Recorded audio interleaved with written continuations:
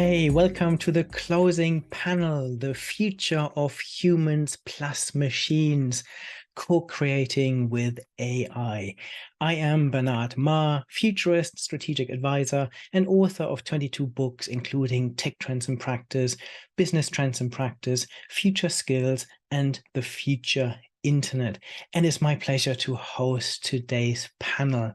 And I'm so pleased to say that we have three amazing panelists with us. We have Hussein, Mehanna, who is the head of AI at Cruise. We've got Rajen, Sheth, who is the CEO and co-founder of Kyron Learning and the ex-VP for AI at Google Cloud, and Jaya, Gupta, who is an investor at Foundation Capital.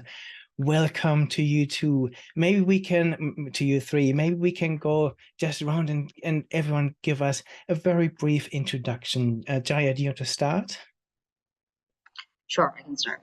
Hi, my name is Jaya Gupta. I'm a partner at Foundation Capital in the enterprise practice. I look at AI companies, and prior to Foundation was at McKinsey for a few years. Fantastic. And Hussein? Hi, Hussein. I lead and support the AI group here at Cruise. We're a self-driving company headquartered in San Francisco, but we're driving in a couple of cities right now.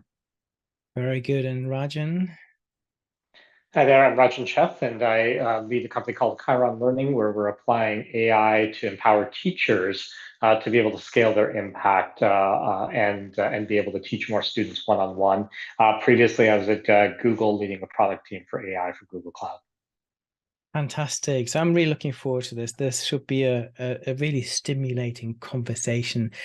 I believe that in the next decade, we are likely to witness an increasingly symbiotic relationship between humans and machines as advanced AI systems become more integrated into our daily lives, enhancing decision-making capabilities, automating mundane tasks, and pushing the boundaries of creativity and innovation, while simultaneously promoting critical discussions about ethics, job displacement, and human identity.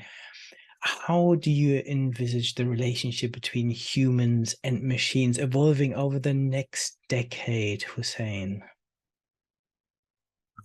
It's been evolving for centuries. I see more machines in the workplace and at home. And I think it will increase our productivity overall. So I am optimistic. There will be some jobs displaced, but I think there will be a lot more jobs created. Very good. Jaya, what's your view on how the relationship between humans and machines is going to evolve over the next 10 years? Yeah, great question. So I think, if you imagine kind of a world where your daily interaction with technology kind of transcends your normal day-to-day tasks that it's currently helping you with, and you're kind of even waking up to an AI powered assistant that's offering encouragement, and when you go to work you're crunching numbers, but you're actually collaborating with AI to help you. And so I think that future is actually not that much of a far-fetched dream anymore. I mean, Cruise, we have cruises running all around SF. So I think the success of the relationship between the two will kind of hinge on the human ability, I think, to foster the trust and the collaboration and kind of deeply understand the relationship between the two. But I do think that it will end up being a beautiful collaboration. And of course, there will be jobs that are going to be displaced. I think I agree with that. But I think kind of like the Industrial Revolution, there will be more industries that get created as well. Very good. So you agree, quite positive take on all of this, Rajen. What do you see?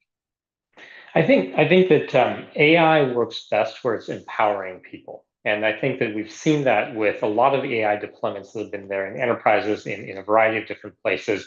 The ones where there is a person in the loop are the ones that are succeeding really, really strongly. But I think that two things need to happen. One is that the technology is going to evolve and the types of capabilities will evolve. Two is that the human processes and the way we work as humans need to also evolve as well. And so if those work together, there are places where that hasn't worked together, but if those work together, then I think we can get to a really strong kind of 1+1=5 type of scenario in 10 years. Yeah, I agree. And I think we've seen this in particular with generative AI now, with this massive boost that we've had. AI is now at the forefront of most people, and they're starting to realize actually it is augmenting my world. It is augmenting our businesses, and we are only seeing the very beginnings of this. So as this obviously has a big impact on society. And in what ways do you think AI and robotics will disrupt job markets? And how can we actually prepare society to mitigate some of those disruptions? Looking back, I have looked at AI since my beginnings, and I've always seen that it will augment many jobs. But what we're seeing is this increasing acceleration at the moment of AI is becoming increasingly capable of things that even 5 years ago people thought AI wouldn't be capable of for a very long time. And I sometimes worry about, are we ready as society to look at this transition, and have we got the right skills? Can people, for example, if you are a taxi driver today, once we have self-driving cars and automation, what jobs will those people be doing? And this is at the lower skilled level. But then I also have concerns about lawyers and doctors and their ability to fully work alongside AI. So again, maybe I come back to you, Hussein. What do you think? Are we ready for this, and what disruptions are you seeing? So I think there will be a disruption, but in reality, this is not new. Humanity has been dealing with this. So let me just give you an example. Calculators, when they started coming up in the 50s and the 60s, were seen as something close to artificial intelligence. And at the time, it was thought that, doing maths is a really human task. And it did sort of change how work happened, because there used to be very large departments of human beings doing mathematical calculations for accounting. So I think generative AI is just another step in sort of automating some of the tasks that we think are human or human related. But just like calculators, I don't think this will eliminate jobs. It will actually increase productivity and will help us focus on other things. So as an example, I don't think ChatGPT is going to cure cancer. It can help us cure cancer, but I don't think it will. And so there's probably going to be a lot of opportunities in that direction. You're absolutely right that some folks will need to reskill and retool. And that said, I think we often overestimate the impact in the short term, but underestimate the impact in the long term. So I don't think the impact will be as big as people think in the short term, but I think over the long term, it will definitely happen. Very good. Rajen, what's your take on this? I think my take is that, as Hussein said, we've been in this cycle for a long time. That if we think of artificial intelligence kind of more broadly, it's how have machines evolved to be able to help us? And machines have evolved, especially in the last 50 years, in so many ways to be able to help us be more productive. The things I think it can't replace are really three things. One is the empathy that humans have. Two is the judgment that humans have. And three is that kind of, that fundamental innovation. Like, how can you think of something that is completely new, that, like Hussein said, the cure to cancer or things like that. AI, at the end of the day, is mimicking human judgment right now, and that's kind of what it's designed to do. I think that if AI can supplement humans to be able to help them with those three big things, what we can see is that there are going to be a lot of roles where those three things are going to be really, really, really crucial, where humans will be able to thrive with the assistance of AI. Very good. Jaya? I think spot on. Wanted to agree with that. And I think it's empathy, it's creativity, and then complex kind of sensor motor skills, which are kind of very uniquely human.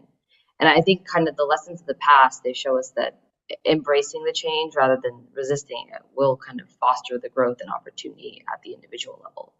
And I think there's this, concept, Moravec's paradox, that I'm sure everyone's heard of, but I think what it kind of suggests is that, high level reasoning requires relatively little computation, whereas low level skills kind of demand enormous computational resources. And so I think that, as AI continues to advance, we'll see a growing impact on the job market that kind of mirrors this observation.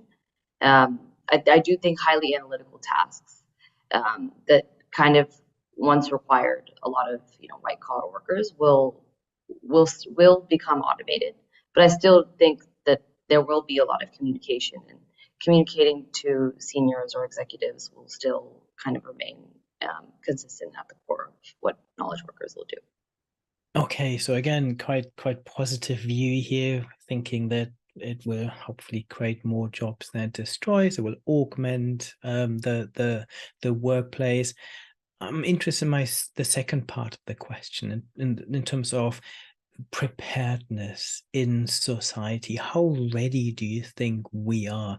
And do you think, in terms of overall skills development, policy, organizational strategies, how ready are we to actually mitigate this transformation that will obviously have impacts on businesses and people? Any views, Rajen? Yeah, this is something that goes deep into the things that I'm working on right now around how do you reshape education. And I think education needs to change over the 10 years along the way with AI. And I think AI can actually support that. A couple of things that I think need to change. One is that things are moving so rapidly that the way that we think of education and how we provide skills to people to help them get to that next step is going to need to change. We currently are in a model where people go to college for 4 years and then they use those skills for the rest of their career. They're going to need to continuously learn in smaller bits over time. The second thing is actually the knowledge of AI. We need to train people about AI. What's one thing that's fascinating to me is my entire time getting a master's in computer science, I didn't learn about AI at all. This was 25 years ago. But my daughter is 13 years old. She just took a summer camp on GPT last week. And it was phenomenal to see like how quickly that is moving. Those are the kinds of things that are going to need to be done at a much earlier age so that people have the skills to utilize AI. Yeah, that's good to hear. I agree with you completely, but I've probably got a slightly more pessimistic view that we might not be able to change our education systems as quickly as we need to. Any other views, Jaya? Yeah, so I think actually kind of in the last 10 years, there's been such a, like the advent of the computer and whatnot, and all these new technologies kind of led to a drastic shift in required skill sets. Like even, growing up Indian American, like I think the first 10 years of my life, it was like, hey, become an engineer, become a doctor. But then the next 10 years, it was like, hey, no, actually go major in computer science or go focus on AI ML. And so I think we might actually return to a point where, kind of to the Renaissance era where, Da Vinci, I guess he was like a painter, a scientist, he was an inventor, he had so many different kind of spikes. And I think this current era will actually kind of demand a return to this kind of well-rounded individual with this interdisciplinary approach to learning versus kind of this one siloed technical skills spike. And so I think we're actually going to go back to kind of this. I think Columbia University, they have this core program that they call it in their education system, and so they're blending both the arts and sciences, and I think we're actually going to go shift back towards that. Very good. Hussein, anything to add? I agree with Rajen and Jaya. I mean, I think I'm particularly excited about companies like Rajen's where they leverage AI to scale learning. So I think AI is a tool that we could use to help jobs that are impacted by automation and other aspects. So I'm very excited, and I think maybe I'm a little bit more optimistic. It will require ingenuity. It requires a little bit of entrepreneurship, and my advice, is to welcome this new technology and see how it could help you. I think I've seen a lot of great stories about people trying to monetize by being prompt engineers on top of ChatGPT as an example, and so I think there are endless opportunities. Yeah, I agree. My hope is that it will make the world a more human place, because I believe that lots of jobs that people do today to earn money are not jobs that actually we should waste our amazing human potential on. And I think AI can free us up to do these amazing things and add some real value. Which brings me to a question. Some of you touched on this already. You talked about the skills that we will need in the future. So as machines take on more tasks, what skills will humans need to really thrive in this new world? This is a question I get pretty much after every single keynote I give on future trends and AI. And being a father of 3 children, this is something that has always been very much at the forefront of my own mind. So I ended up writing a book called Future Skills, in which I look at the 20 skills people need to succeed in the future.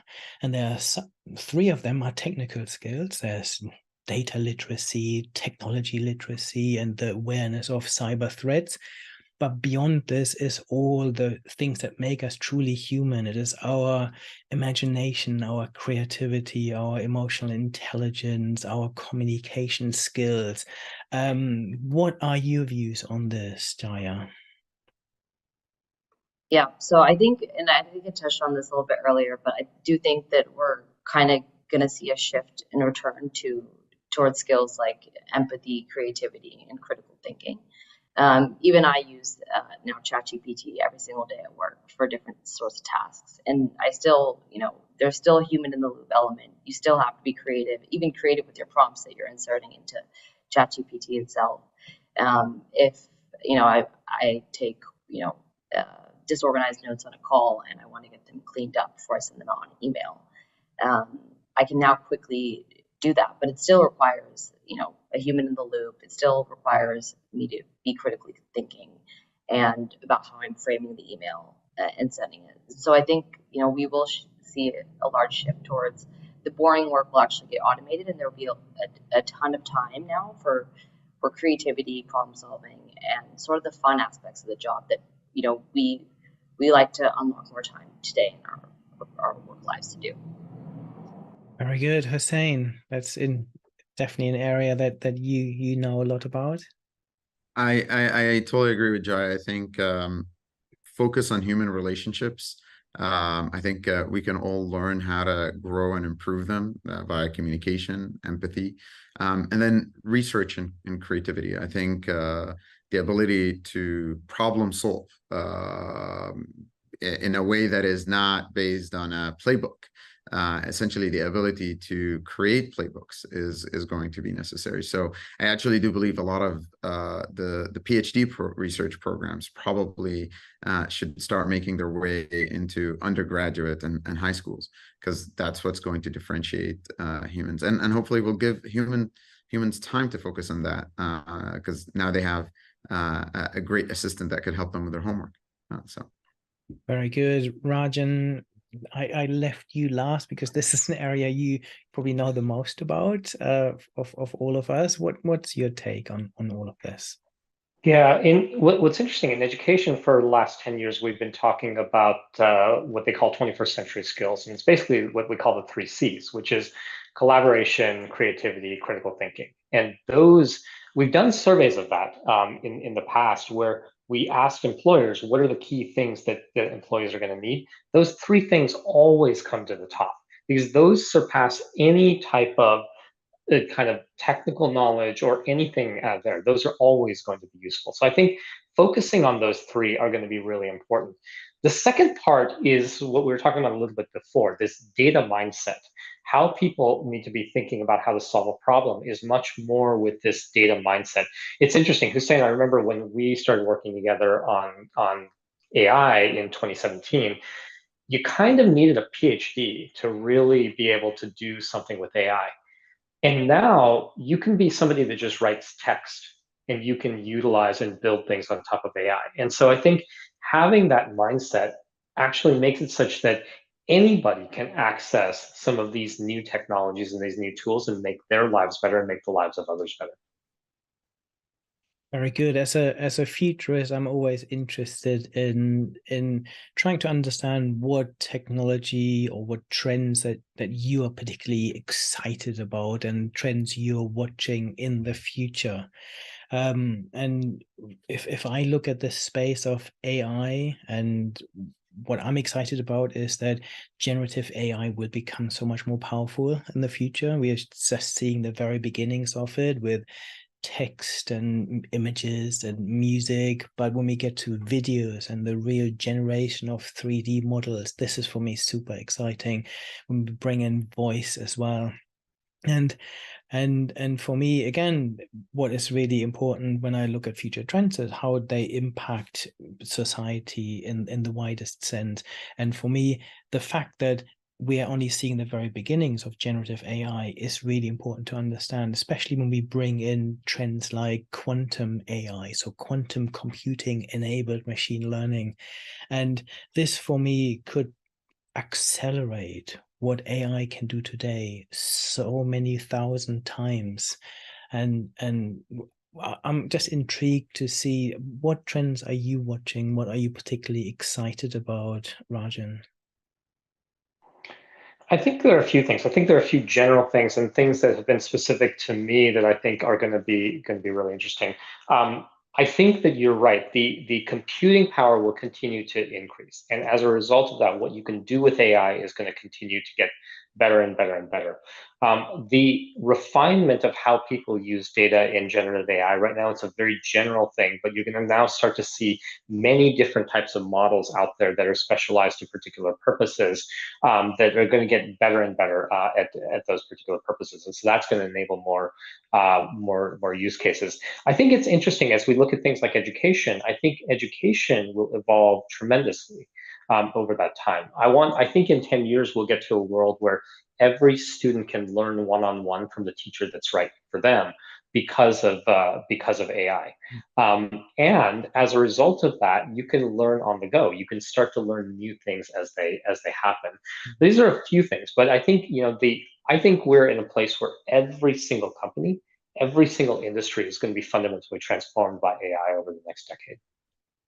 Very good. Hussein, what trends are you excited about? What are you keeping an eye on? Yes, I actually think you bringing up video with generative AI is very interesting. I think large language models are actually limited from a sensory input perspective. And if we could go to video, I think we will understand even more of the world. And I predict that video generative models can actually help with an area like robotics. And so I'm looking forward to that one in particular, because I think it will spur even far more innovation. Very good. And Jaya? Great question. So I think, and so the way I've been thinking about it is kind of what roles will change and who are the personas that will see a large shift in their day-to-day work. And so, the few that I've been focusing on recently, I think data analysts, like they might actually be able to go focus a lot more on the storytelling piece rather than the query generation piece. I think product managers, they'll be able to communicate faster, and they'll be able to figure out dependencies much quicker between different teams and have better context of what's going on in their day-to-day. I think in the midterm, like executives, they always want a chief of staff on. It's like one of the things on their list. I think they will end up having kind of their own AI chief of staff that will eventually be able to speak on behalf of them. And I do think that every role will be able to sort of query this LLM that's kind of contextualized to their enterprise. And I think kind of in the long term, and we'll see, once I think LLMs are fine-tuned better, and we'll see what the different model providers come out with. But I do think that there will be a next generation of these like personal productivity tools that, in this kind of where I think UiPaths and Automation Anywhere of the world, like if they were, if they kind of accomplished the dream all scenario, I think this is kind of where the next vision of the world is going, where the computer has now kind of figured out, okay, this is what my mouse is doing, this is where I'm going, and how do I enable all these mini tasks that I'm doing quicker and faster? Yeah, having your own personal AI. And for me, I think also merging some of the generative AI capabilities with extended reality, the merging of the digital and the virtual, so you could on the fly create 3D models that you could run as digital twins. You could have digital twins of yourself, and this combined with some of the Web3 technology, this is all super exciting. So I'm super excited about the future and where this will take us.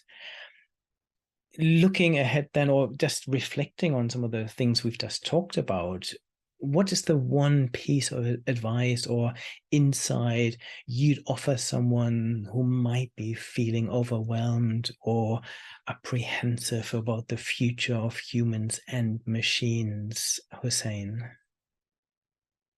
I think it's understandable that some folks would have this feeling, and it's something that we ought to empathize with. But I would like to advise them that the opportunities are plenty, and it just requires some open-mindedness. Something like ChatGPT is accessible, and they too can play a role in AI one way or another. So I think with a little bit of optimism and a little bit of entrepreneurial thinking, they could actually benefit significantly from AI. Very good. Jaya?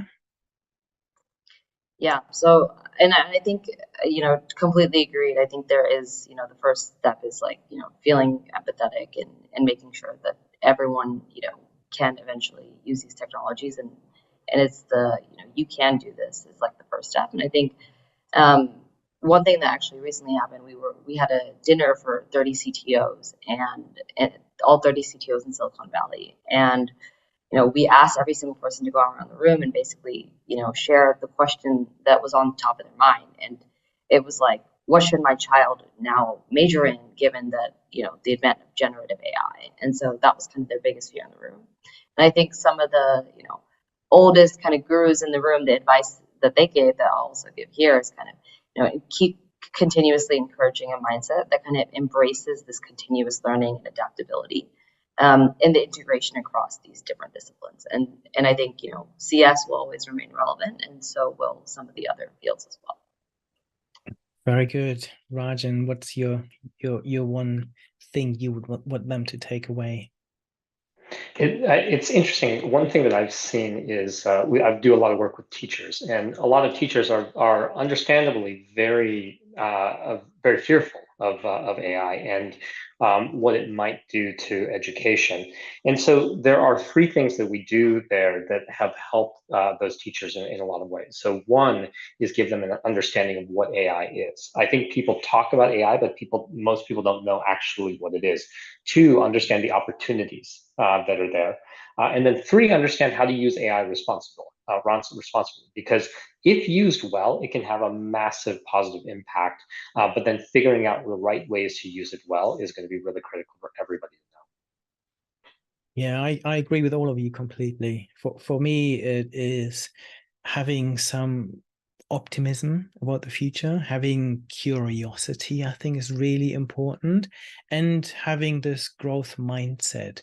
And I think you all said this continuous learning will become so hugely important, and having this mindset that we are only seeing the beginnings of this. I believe that the pace of change will only accelerate going forward. So we need to have this ability to learn and relearn and reimagine and hopefully create a world that we all want to live in the future.